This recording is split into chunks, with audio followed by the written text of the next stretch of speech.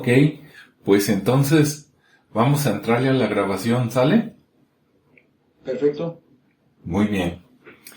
Bueno, buenos días, ¿verdad? Tardes o noches a todos los que nos van a ver en este video. Aquí nos acompaña otra vez Francisco Cepeda desde Morelia, Michoacán. ¿Cómo estás, Francisco? Muy bien, muchas gracias. Saludos para todos los que nos estén viendo y escuchando. Qué bueno, excelente. Y bueno, pues hoy les traemos otro tema de misterio, ¿no? De esos que nos gustan, que sería algo así como ciudades subterráneas o la posibilidad hasta de reinos subterráneos, ¿no, Francisco? Sí, así es que, pues es un tema pues muy interesante y que viene desde hace muchísimos años, desde siglos o milenios, ¿verdad? Sí. Sí, a ver. Sí, ¿con cuáles empezamos? ¿Con las más históricas o con las más fantásticas? ¿Qué te parece? La que gustes, lo que gustes, a ver, empieza con lo que le gustes. Ok. Bueno, hablando, Sí. a ver, vamos a empezar con las más fáciles de comprobar.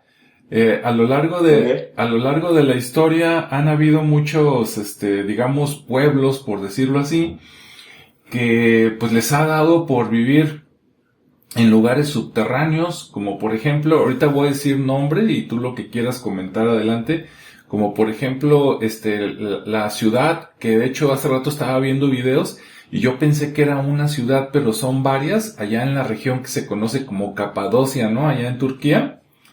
Sí. Allá Sí. hay varias ciudades donde la gente, digamos que construyó adentro de las rocas de las montañas y algunas Sí.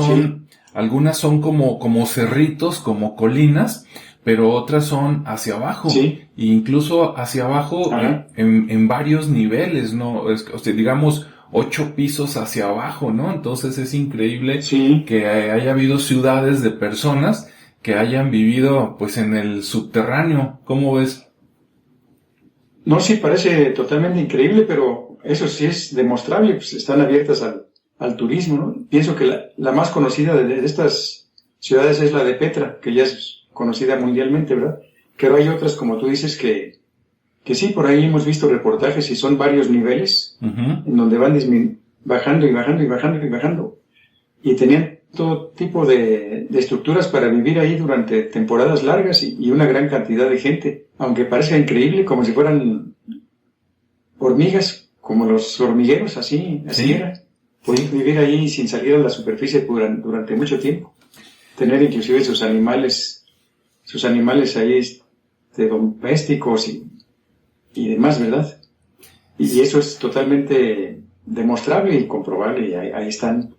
Ahí ya es algo, una realidad. sí, Sí. y fíjate que me parece increíble porque de por sí yo pienso, ¿no? Ya el hecho de que familias, no nada más una, sino varias familias vivan abajo de la tierra y ahí vivan cotidianamente, ¿no? Se reproduzcan y tengan más hijos, es increíble, como tú dices. Todavía Sí. el tener animales, ¿no? Allá, no sé, perros, vacas, gallinas, no sé qué, se me hace Ajá. más increíble, ¿no? ¿Cómo ves? No, pues sí, y casi para nosotros es inconcebible, pero así ocurrió, así vivían. Así es. ¿Y tú por qué crees que vivían así, Francisco? A ver, ahora sí se vale opinar. Híjole, pues he leído, tal vez lo hicieron por protección, para no estar expuestos a ataques de pueblos externos. Creo que esa sería la posibilidad mayor, ¿no? Sí, No estar sujetos a que cualquier día llegaran y los invadieran y los masacraran y demás. Creo que esa sería la principal, no sé, sí, pero puede haber otras que no conocemos, ¿no? sí, puede ser, así como Porque posibilidad. parece ser que esos lugares estaban en rutas de mucho comercio entre Europa y Asia. Sí, Entonces había todo tipo pues de gente que pasaba por ahí con buenas y con malas intenciones. sí, Así que pues mejor para evitar cosas, pues vamos para abajo. sí. Sí. Pero no sé, de pensar con herramientas de las que se supone que usaron, muy rudimentarias. no me quiero imaginar cuántos años duraron para construir todo ese tipo de estructuras, porque muy elaboradas, con muchos cuartos y escaleras y más cuartos hacia abajo y más niveles y demás. Sí. Y tengo entendido que en algunas han visto que en caso de un ataque del exterior, había unas puertas que tenían unas piedras redondas de varias toneladas. Sí. Entonces, entre pocas personas podían empujar la puerta, la piedra redonda giraba y ya quedaba sellada la puerta, quedaba bloqueada. Así que fuera un ejército completo, nunca iba a entrar allí. Entonces, pues algo inconcebible para nosotros, para la forma en que vivimos. Sí, yo precisamente hace unos minutos que estaba viendo un video, vi una de esas piedras, ¿sí? piedras que mencionas y me hizo recordar, para que la gente que nos escuche y nos vea se dé una idea, en algunas versiones de la Biblia, cuando se supone que se muere Jesús y que van y lo entierran, en algunas versiones precisamente se usa algo parecido, ¿no? Es una cueva que se cierra con una de estas ruedas gigantes de roca y con eso lo sellan, ¿no? Sellaron ahí para que durara el cuerpo unos días. No, sí, bueno, para no desviarnos del tema. Sí. Creo que sí es algo similar a lo que usaron en esas ciudades. Sí.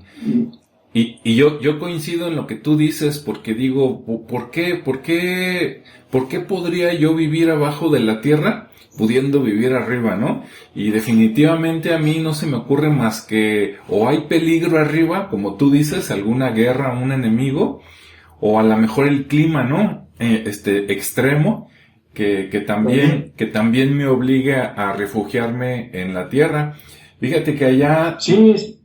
Ahorita volvemos a las de Petra, que son interesantes, que tú dices, pero en estas de Capadocia, yo estaba leyendo que todavía en el siglo XII había gente que vivía ahí. Entonces, estamos hablando de 1100 y tantos, ¿no? Digo, no hace tantos siglos, así, sea, hace 1000 años ahí había gente viviendo, ¿no?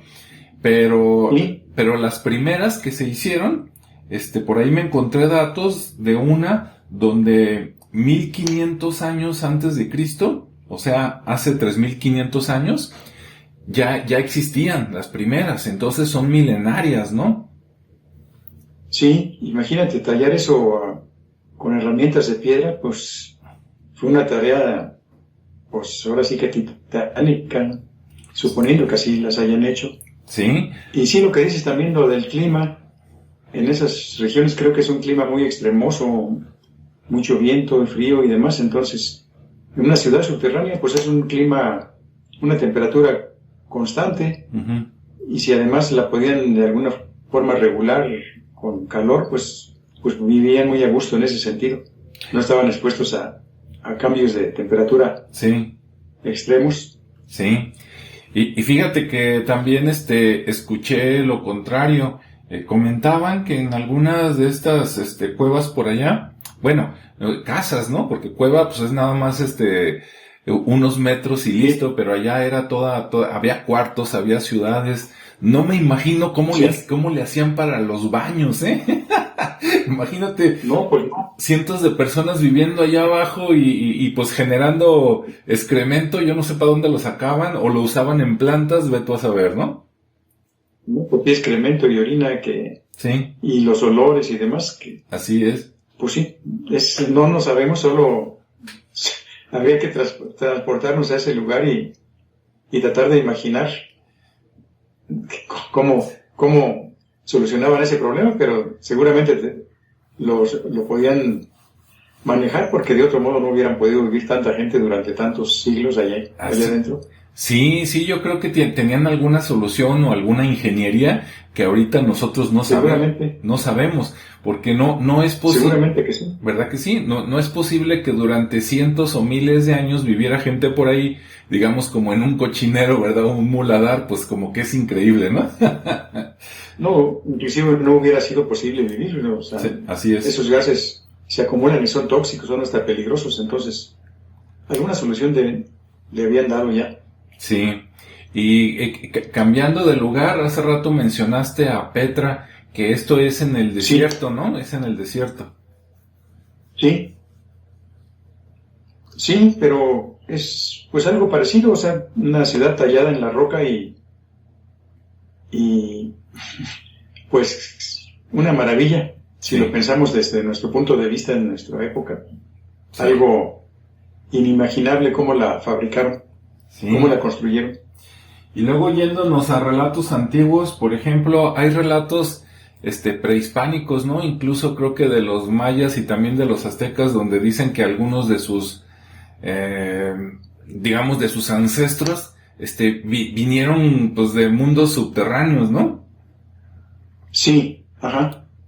Sí, mira, estaba revisando todo esto. Bueno, voy a hacer aquí un paréntesis muy pequeño. Sí. En la ciudad de Teotihuacán, Ajá. que cuando pasaron por ahí los aztecas, pues ya estaba deshabitada, ya tenía mucho tiempo que estaba deshabitada, inclusive ellos le pusieron así el nombre de Teotihuacán, porque quién sabe cuál habrá sido su nombre original, Sí. que era algo así como la ciudad de los dioses, el lugar de los dioses, por las dimensiones que tenía. Ajá. Pues ellos se quedaron asombrados. Y en los últimos años se han hecho estudios ya con métodos pues muy modernos, el de georradar y de tomografía y demás del suelo. Uh-huh. Y la gente de la UNAM ha hecho algunos descubrimientos muy interesantes abajo de las pirámides del Sol y de la Luna. No sé si has leído o sabido de estas, que se han encontrado túneles debajo de la pirámide del Sol y ya encontraron también debajo de la pirámide de la Luna. Sí. Y han encontrado infinidad de cosas que muchas no se han dado a conocer, ¿verdad? Inclusive primero metieron un robot con una cámara y fue filmando todo y ya después entraron las personas. El personal, pues, investigador. Pero también esto que hay allá abajo, cómo lo hicieron, para qué. Creo que han encontrado cosas precisamente desde las regiones de los mayas, uh-huh, abajo de Teotihuacán. Eso implica que había comunicación entre lugares muy lejanos, tal vez intercambio, tal vez ofrendas, tal vez había embajadores de otras naciones viviendo allí. Pues no sabemos, todos son conjeturas, ¿verdad? Sí. Y bueno, y te voy a hablar, había yo hecho aquí una especie de resumen de lugares, ajá, pero ahorita que tocamos eso, fíjate que de lo que he leído mucho me he encontrado pues, algo de información. Sí. De túneles y de ciudades subterráneas importantes aquí en América, ajá, en el continente americano.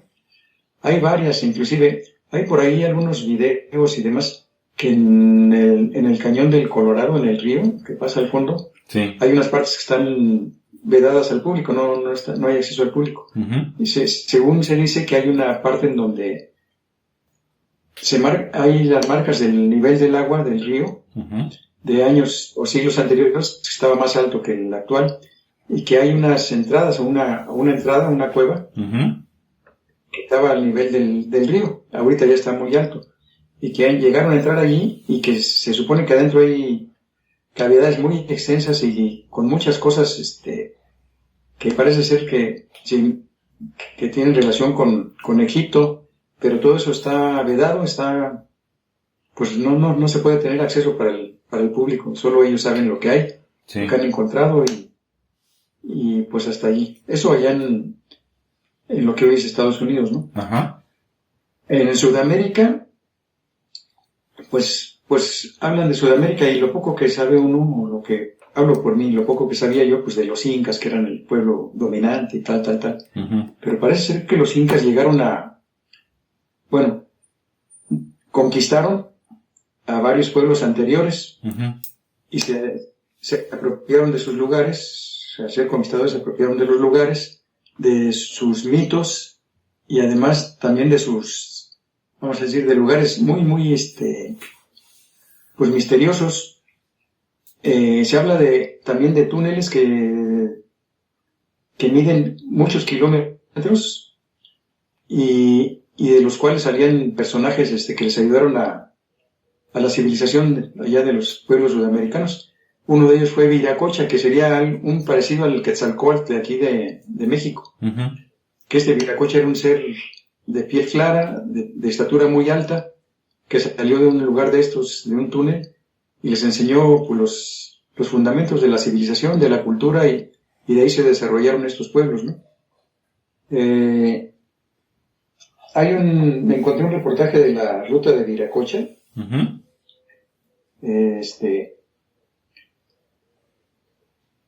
Túneles que llegarían desde lugares en las fronteras de Brasil, atravesando Perú, partes de Ecuador, y llegan hasta el océano, que es el Pacífico, uh-huh, pero a profundidades muy, muy extensas, y en línea recta. Además no son, va a decir, una caverna que se fue en línea recta, pues no, como que fue hecha en forma artificial, uh-huh, de la que salió Viracocha. Ahora, cuando llegaron los españoles, ya en la conquista, llegaron a la capital, que era Cusco, uh-huh, y en Cusco estaba déjame ver cómo se llama este edificio. ajá. Espérame un momentito. Claro, no hay problema. Bueno, en este edificio que estaba en Cusco, Ajá. era una casa pues hecha de piedra, pero de esos edificios hechos por estos sudamericanos, que no estaban unidas las rocas con cemento, sino que eran rocas empotradas en una forma perfecta, que no se podía meter una hoja de papel entre roca y roca. Uh-huh. Pero en ese edificio estaba recubierto de láminas de oro. Uh-huh. Entonces, era una riqueza en oro fabulosa, que fue parte de lo que tomaron para pagar el rescate de Atahualpa. Cuando el conquistador Pizarro tomó prisionero a Atahualpa y pidió un rescate, que le llenaran un cuarto de oro, uh-huh, pues sacaron ahí las planchas de esta construcción, uh-huh, y llenaron el cuarto. Y ya cuando vio tanta cantidad de oro, dijo, no, pues ahora tráiganme más, porque si no lo voy a matar, y al final pues lo sacrificó, ¿verdad? uh-huh. Pero de este Cusco también había la tradición, y no es la tradición, sino que parece que estaba basado en hechos reales, de que salían túneles extensísimos, o sea, que llegan a lugares mucho, muy lejanos y la entrada estaba en Cusco. Uh-huh. Inclusive dicen las leyendas que algunos de estos túneles pasaban por debajo del lago Titicaca, uh-huh, y tenían salida hacia alguna isla del lago Titicaca. Uh-huh. Esto parece increíble, parece imposible, pero así lo marcan las tradiciones de ellos. Y se dice que en 1700 por ahí hubo un grupo de personas que entró ahí en Cusco a estos túneles, uh-huh, y duraron varios días perdidos y no volvieron a salir hasta después de X número de días. Nomás salió uno de ellos, pero ya salió pues medio loco, y que llevaba una especie de una mazorca de maíz, uh-huh, hecha de oro en la mano, pero ya había perdido la razón. Entonces, aparentemente dentro de esos túneles todavía quedaron muchísimas cosas sagradas y riquezas de los incas, sí, que las ocultaron pues viendo la misión de los conquistadores, ¿verdad? Uh-huh. Eso allá en Sudamérica, pero sí, que hay, te digo, túneles extensísimos que atraviesan lo que ahora son países, uh-huh, Bolivia, Perú, Ecuador, hasta Brasil, y todo está, vamos a decir, comunicado por abajo, uh-huh, por esos túneles muy extensos. Y ahora te voy a hacer eso es un poco es conocido por los que nos gusta este tipo de cosas, ¿no? Sí. Pero hay otra cosa menos conocida y similar. A ver. Aquí, y concretamente aquí en Michoacán, ajá, en Michoacán estaba también el reino purépecha, o Tarasco, ¿verdad? Uh-huh, sí. Cuando llegaron los españoles, que era el dominante aquí en lo que hoy es Michoacán, Querétaro, Guanajuato, demás. Pues había las ciudades principales de los purépechas. Había sido primero Zacapu. Zacapu, hay un lugar que le llaman el Mal País, o Malpais, dicen los campesinos, que es un lugar de origen volcánico, porque está lleno de rocas y rocas y rocas. Entonces se habla que hay una cueva muy honda ahí en el Mal País de Zacapu, y que por esa cueva se puede llegar hasta Sinsunzan, que era una de las capitales del imperio purépecha. Sí.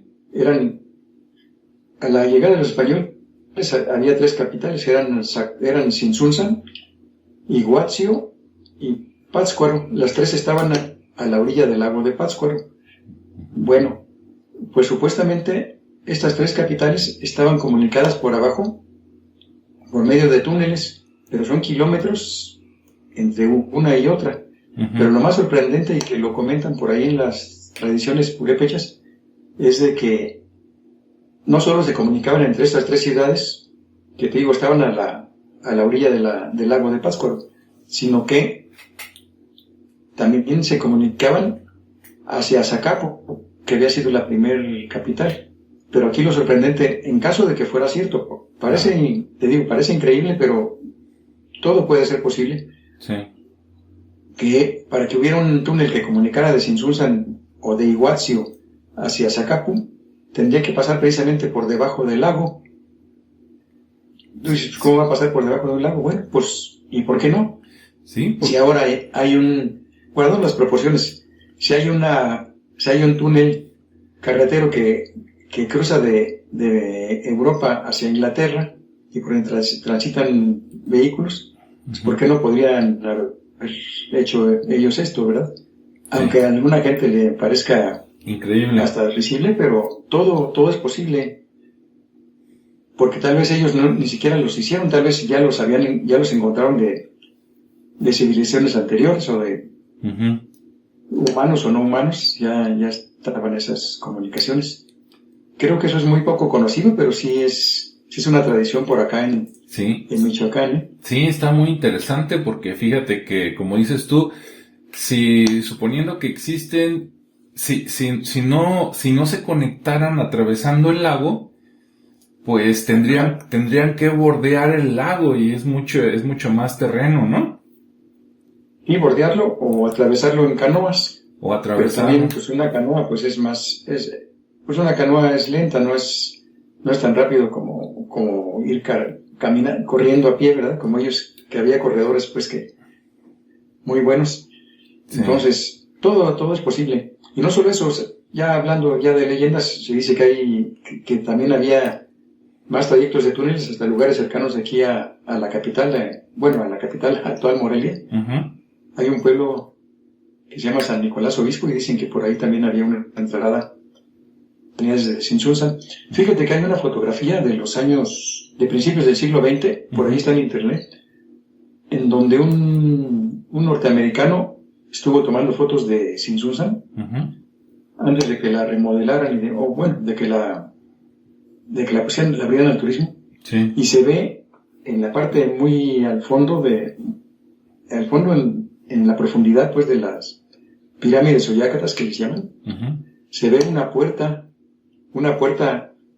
hasta abajo. Entonces es posible que esa puerta haya sido la entrada de estos túneles de los que se habla. Esa puerta pues ahorita ya no está. Ve, y pues ya está todo modificado, ¿verdad? Sí, ya. Pero en esa que es original de principios de 1900, allí se ve esa puerta. Así que pues hay muchas cosas que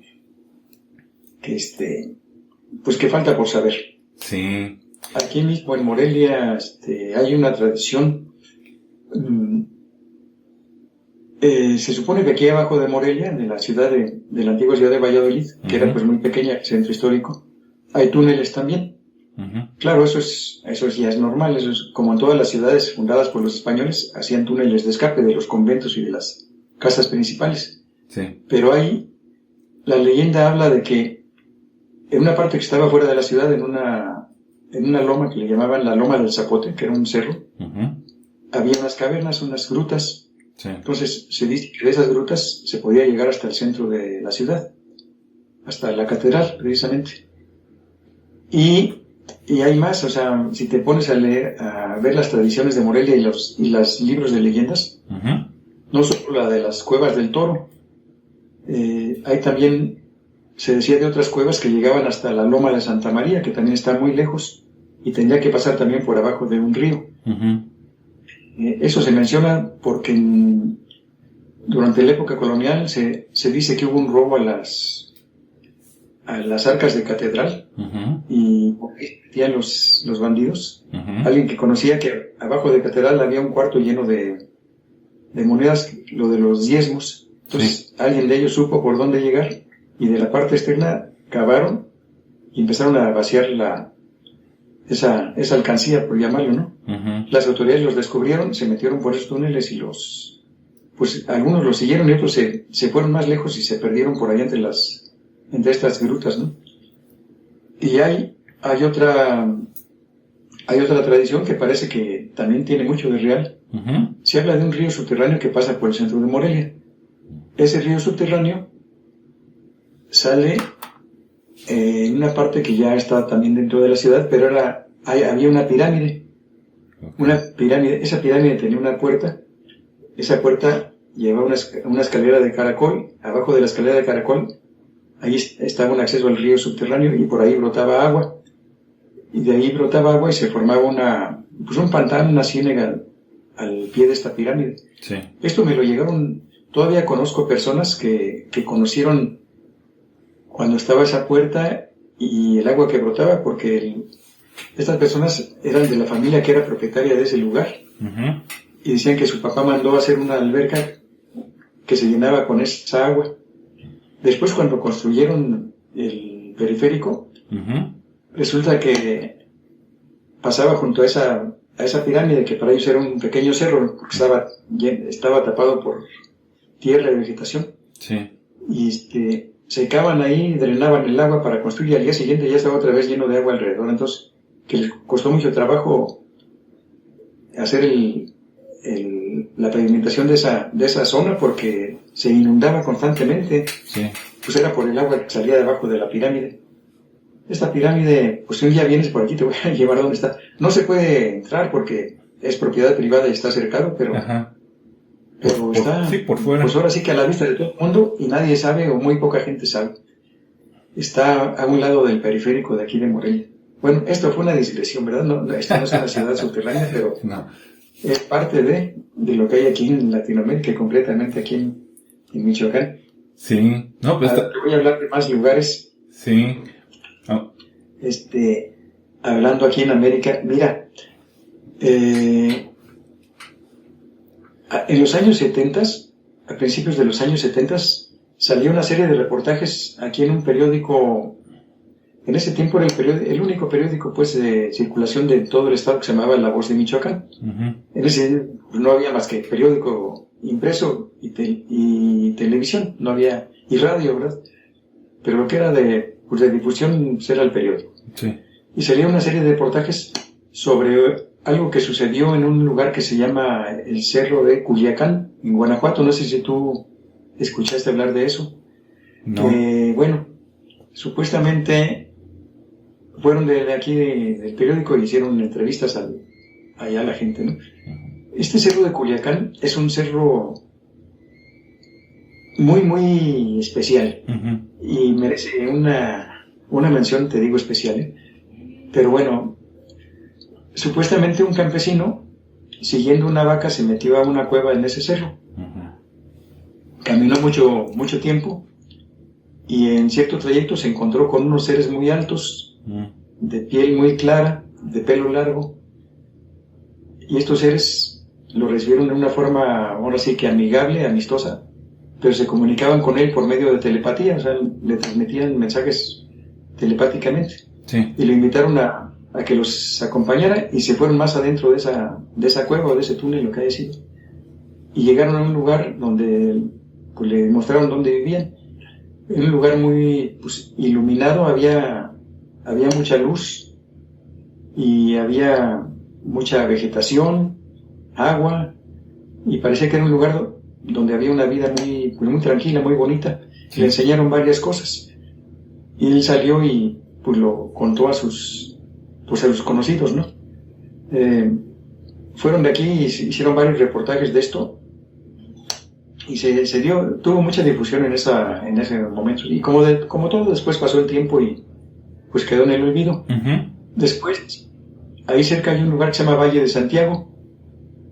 No sé si has escuchado el Valle de Santiago y las 7 luminarias, que son 7 cráteres extintos. Uh-huh. Y fue donde también en esa época una persona empezó a producir legumbres gigantes. Legumbres gigantescas que pesaban muchos kilos. Muchos kilos, ¿no? Sí. Y también hicieron reportajes, inclusive salió en la televisión de ese tiempo, lo llevaron a Siempre en Domingo, que era el programa pues estelar de Telesistema de esa época, ¿no? Uh-huh. Y hasta creo que los presidentes le dieron difusión y demás, pero de repente ya cortaron todo y ya se acabó. Hasta ahí se acabó todo, porque también empezaron ya a manejarse otras cosas de que se podía combatir el hambre, que se podía cultivar a gran escala en el mundo, que se podía mejorar todo, y pues ahí cortaron y no se volvió a saber nada. Esto es vamos a ir en los alrededores del Cerro de Culiacán, en esta ciudad que se llama Valle de Santiago, uh-huh. Guanajuato. Fíjate que el Cerro de Culiacán es un cerro muy alto y está en medio de una planicie. O sea, Guanajuato, pues esa parte es plano, está lleno de tierras de cultivo muy fértiles.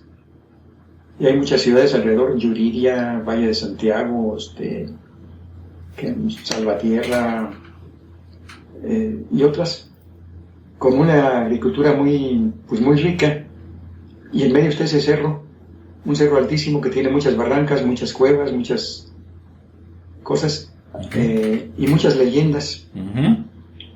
Se habla también de que hay muchas cuevas ahí. Una de ellas es esta donde te digo que esta persona entró y se encontró con esos seres amistosos, ¿verdad? Pero también, aquí voy a hacer un paréntesis. Este Cerro de Culiacán, hay una teoría, parece que con ciertos fundamentos, que podría ser el origen del pueblo náhuatl, uh-huh. que de ahí fue el famoso Chicomostoc, de donde salieron en peregrinación a buscar la tierra prometida, hasta llegar a lo que hoy es hasta a lo que fue Tenochtitlan y que hoy es la Ciudad de México. Hay algunos elementos que hacen pensar que este Cerro de Culiacán fue el Chicomostoc de las leyendas, uh-huh. o Aztlán, el lugar de las 7 cuevas. Pues porque también está lleno de cuevas. Este cerro, y te digo, es muy importante, muy alto, y domina una gran región que es muy rica en agricultura. Entonces sí, podría ser el Chicomostoc de las leyendas. Bueno, nos salimos de esto. ¿Qué otro lugar quieres hablar? Mira, también te quería comentar, ajá, esto del reino de esto de las ciudades subterráneas. Hay también una tradición que le llamaban el reino de Agartha o el reino de Agarthi, que precisamente habla de eso, de que la Tierra, el planeta donde habitamos, está surcado por túneles extensísimos que lo cruzan de un lugar a otro, van de continente a continente. Todo está surcado por una red de galerías artificiales, pues hechas artificialmente, y que hay ciudades adentro y que hay una civilización adentro de la Tierra, los intraterrenos, uh-huh, que pues de vez en cuando salen a la Tierra, entran y salen. Aparentemente inclusive se dice que los ovnis no es que vayan que vengan de otros planetas, sino que salen más bien del interior de la Tierra y viajan al espacio, pero la base está aquí adentro de nuestro planeta, en el interior. Uh-huh. Y hay ciudades adentro pobladas por muchos habitantes que podrían ser humanos o parientes de nosotros o algo así. Creo que eso también es conocido, ¿verdad? Yo creo que algo sabías de esto. Sí, precisamente, pues hay leyendas, unas muy antiguas, ¿no? De que sí hay civilizaciones, como dices tú, no necesariamente humanas, a lo mejor hasta anteriores a la raza humana, que viven debajo de la tierra, y cómo le hacen, quién sabe, ¿no? Pero platican, como tú dices, que es como si fuera una tierra dentro de la tierra, porque allá hay animales, hay plantas y todo.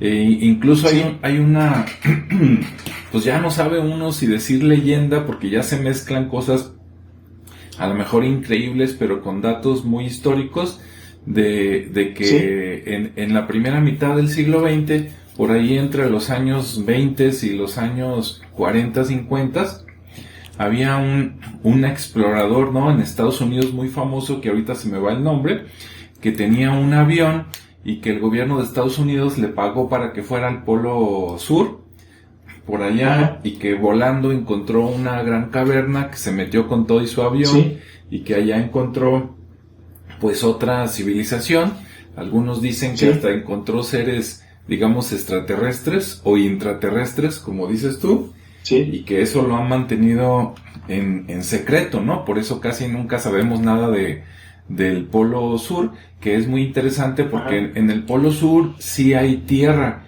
o sea, es un continente, ¿no? Cubierto de hielo, al contrario del Polo Norte, que en el Polo Norte pues está Groenlandia y algunas islas, pero una buena parte pues es puro hielo, ¿no? No hay tierra debajo. Sí, así es. Sí, se habla mucho del Polo Sur, pero además como que está vedado la información del Polo Sur, no hay gran... No sale mucho hacia el gran público, ¿no? Está muy... Así es. Como que muy detenido todo lo que sea de ahí. Ahora con el deshielo, con esto del cambio climático, se está diciendo que pues se están viendo estructuras allá abajo del hielo. Sí. Se habla inclusive de pirámides, pero bueno, yo no quiero hacer conjeturas, mejor vamos a esperar a ver qué nos quieren informar. Pero se dice que hay una entrada por ahí también a ese mundo interior. Sí, en este reino de Agarthy se habla de que hay entradas en diferentes partes del planeta. Uh-huh. Claro, están disimuladas, no para que todo el mundo pueda acceder, ¿verdad? Pero en los diferentes continentes hay entradas a este mundo. Pues en el Tíbet, por ejemplo, lo que un día hablábamos de Lobsang Rampa, uno de sus libros se llama La caverna de los antepasados. Habla de una caverna que está por ahí en las montañas donde adentro hay aparatos y hay cosas que ellos no saben ni lo que son, ni la antigüedad que tienen, pero están ahí desde hace miles de años. Y ellos los custodian, pues, los tibetanos. Sí. O como lo que platicaba el padre Crespi, ¿no? Allá en la caverna de... Sí. La cueva de los Tallos. La cueva de los Tallos, que también decían que si te metías mucho, encontrabas construcciones hechas por, pues, si no por el hombre, por algo parecido, ¿no? Sí, fíjate que eso se dijo mucho, de esos hay muchos escritos, de que supuestamente en la cueva de los Tallos, en una de las galerías que hay allá adentro, uh-huh, hay una biblioteca enorme, uh-huh, pero no de libros impresos de papel, sino de metálicos, o sea, planchas de metal con una escritura desconocida. Sí. Que es una biblioteca que no sabemos traducirla. Uh-huh. Se dice que está allá abajo. Uh-huh. Y se accede ahí por ese hoyo del suelo, ¿verdad? Así es también. Hace rato cuando platicaste de allá de Estados Unidos, del Colorado, que por allá hay una región que pues no dicen bien dónde está y tampoco permiten el acceso como tú dices. Yo había leído hace muchos años ya eso que comentaste, que a principios del siglo XX, cuando hubo mucha exploración en el mundo y que digamos que la prensa era más libre que ahora, aunque tenía menos alcance, pero decían más verdades, ¿no?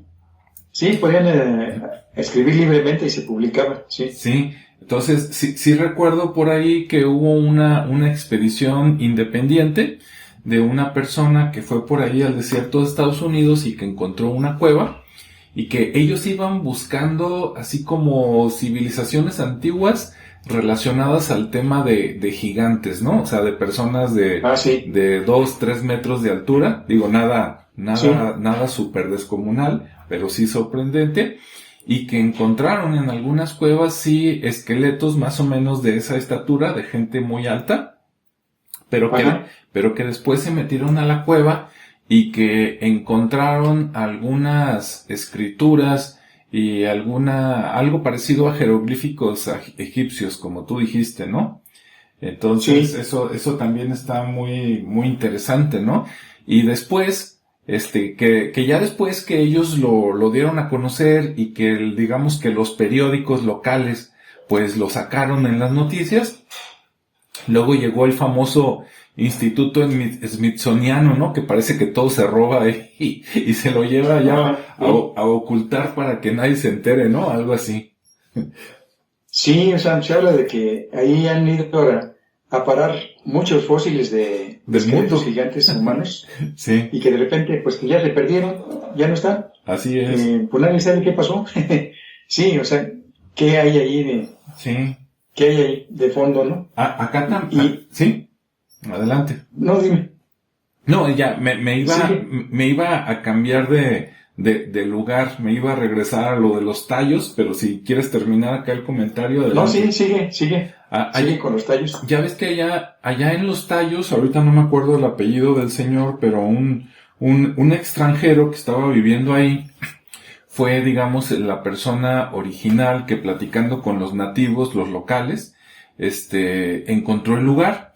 Después él, ingenuamente, trata, digamos, de dar a conocer el lugar, de pedir apoyo del gobierno, y luego empieza a llegar gente de fuera, ¿no?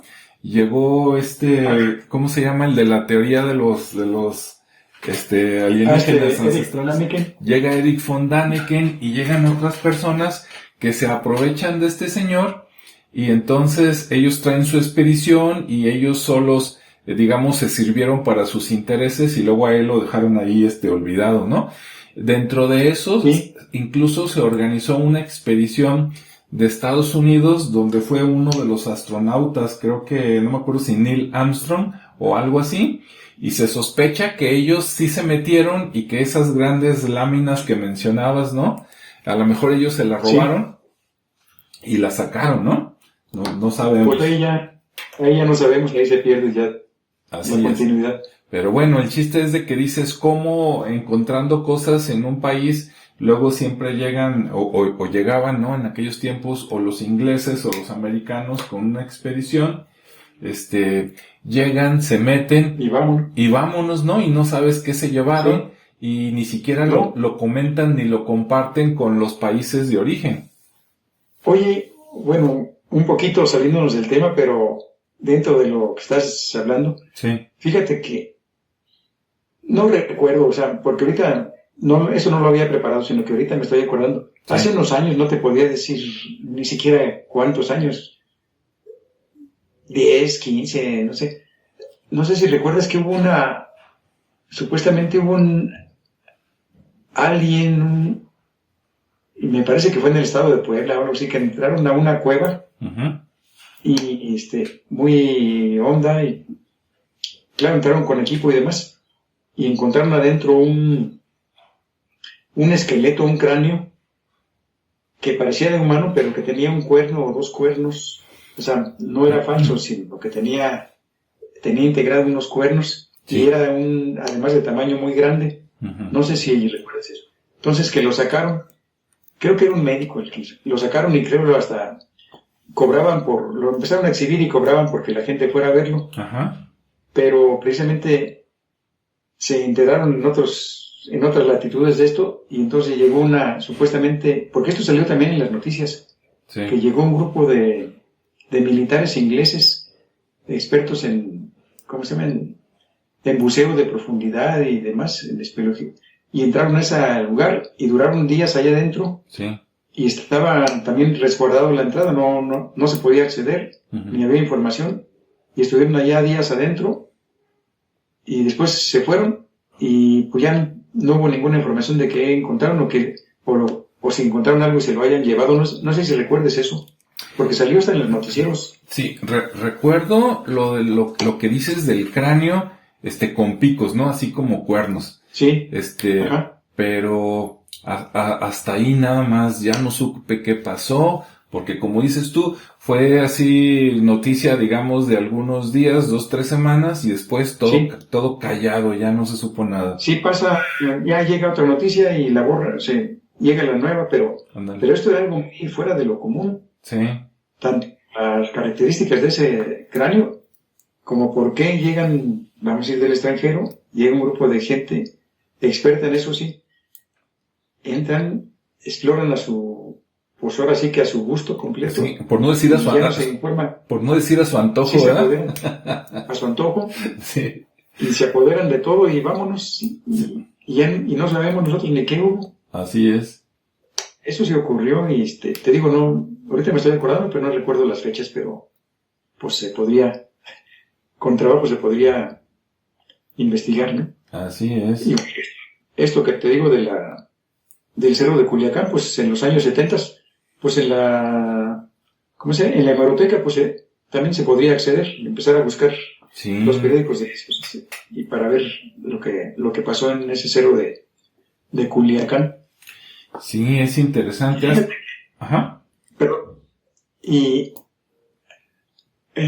todo esto le encuentro un común denominador. Uh-huh.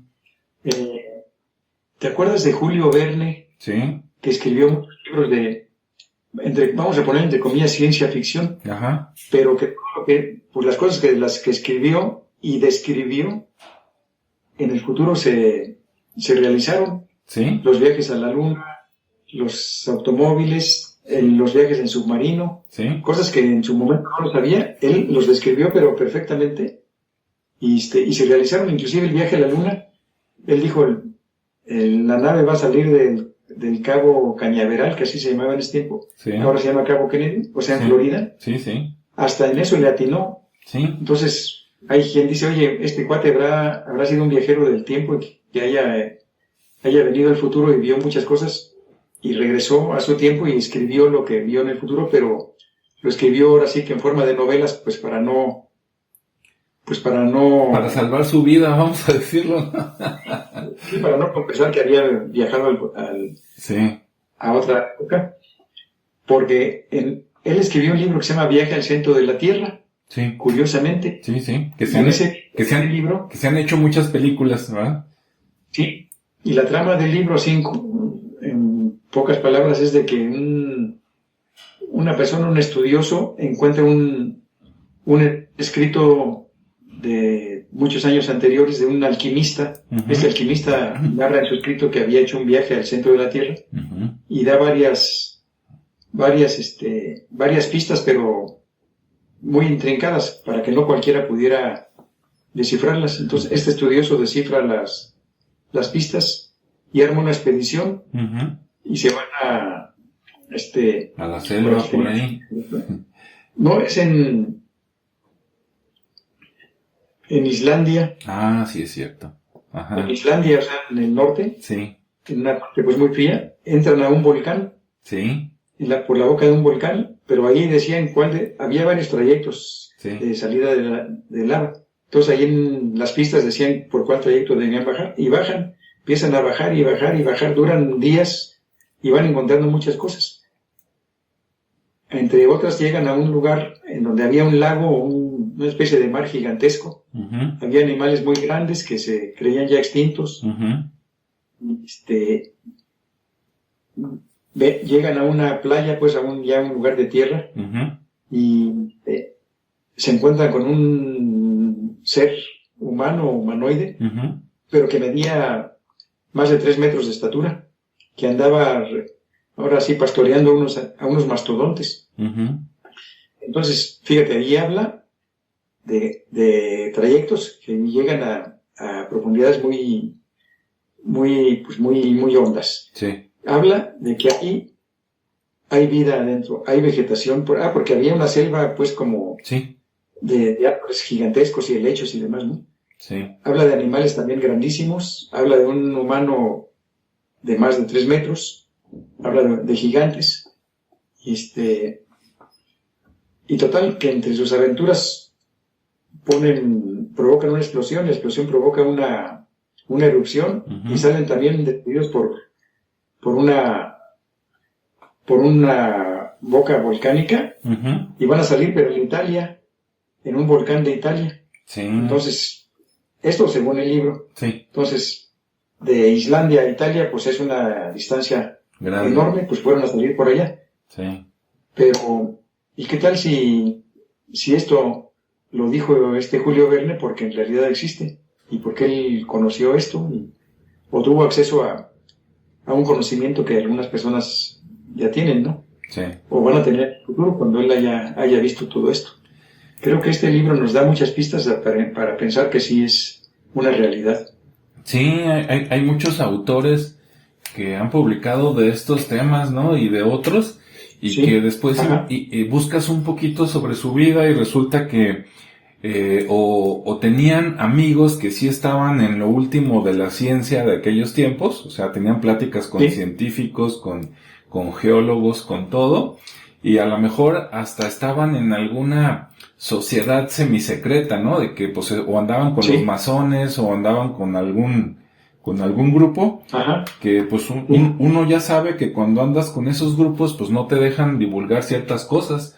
Entonces si quieres soltarlo, pues la única manera que te queda es inventar una historia, un cuento como ficción y ya, porque no, de otra manera a lo mejor hasta te desaparecen, ¿verdad? Sí, así es, o sea, tiene que ser de una forma muy disimulada, como una ficción, como tú dices, para que no haya peligro, pues, sí, así es. Así es, pues que no habrá, ¿verdad? Y por ejemplo, a veces se pone uno a pensar, volviendo a los temas de cosas subterráneas, por ejemplo, abajo del Vaticano, ¿no? Sí, debe de haber una ciudad abajo de la ciudad, allá con la famosa biblioteca donde tienen escritos muy antiquísimos, que ahí sí viene la verdad, ¿no? De lo que ha pasado. Sí, tanto escritos como objetos que eran provenientes de todo el mundo y de todas las culturas, ahí están. Pero ahí sí que no hay acceso para los viles mortales como nosotros. Pues sí. Solo gente muy selecta pues puede bajar ahí. Así es, muy selecta, pero bueno, algún día, ¿no? Algo saldrá a la luz. Ojalá que sí salga. Ojalá. Y bueno, pues mientras, pues invitamos a la gente a que investigue sobre estos temas, ¿verdad? Si es que tienen un poquito de curiosidad, porque buscándole, pues hay mucho de dónde sacar, ya sea de cosas reales, de antiguos, periódicos, de libros de ciencia ficción, como esos de Julio Verne y otros. Y pues bueno, hay mucho que buscar, ¿no? ¿Cómo ves? Sí, claro que sí, siempre hay que estar buscando, todo el tiempo. Creo que la vida es una búsqueda constante. Así y hasta el último momento hay que seguir buscando. Sí, y el que busca, pues algo encuentra, ¿verdad? sí, algo, tarde o temprano algo encontrarás, sí. Así es. Muy bien. Bueno, pues muchas gracias, Francisco, por haber platicado de estos temas interesantes, que yo creo que sí le va a dar mucho interés a la gente. Esperemos. Y los comentarios que nos quieran poner son bienvenidos, ¿verdad? Muchas gracias a ti y a todos los que nos ven y nos escuchan. Y sí, todos los comentarios son bienvenidos y podemos armar unos buenos foros aquí, unos diálogos de buen nivel. Así es, sí, si la gente se anima, pues después hasta los invitamos.